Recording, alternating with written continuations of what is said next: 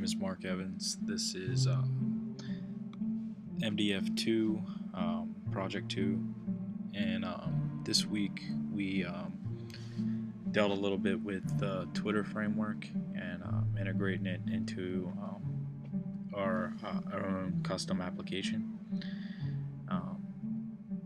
I basically took my user timeline, displayed it on a table view for the first tab, and then the second tab I displayed my user data, my amount of friends, followers, and a description.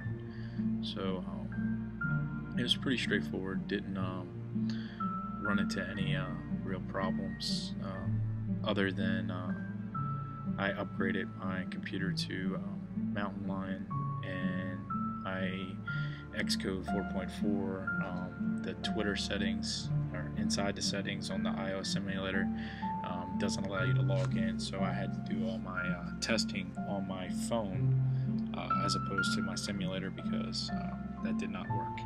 And other than that, everything's pretty straightforward and it wasn't a problem.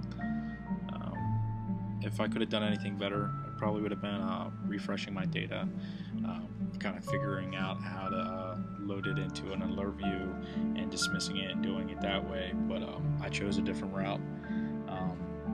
Like I said, outside of that, just following the tutorials and the videos, stuff was pretty straightforward, didn't run into any problems. I'll show you some of my code here, and as you can see, I'm kind of hiding some labels in my activity view, the little indicator, and then when the data loads, it starts, and when it finishes, I set it to hide again, and or to stop animating, and using the code block here, that's where the data, that's where the response data comes from. So just mess around with the stuff. I also added an extra feature, kind of the same feature that they have in Facebook, where you can scroll down past the bounds of the table view, and when you scroll down, it'll say pull to release, and you can kind of refresh your data using that method as well. I found it a tutorial how to do it, and I implemented it for this app just for fun, so it's something extra that I did on my own.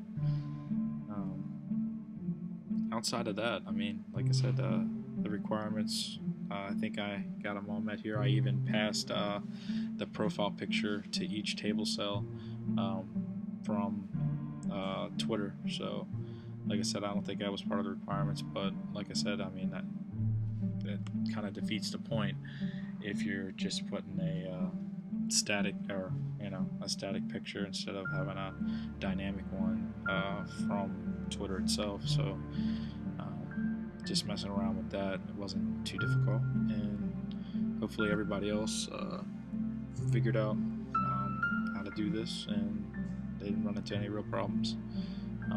But that's it. I'll see you next week. Take care. Bye.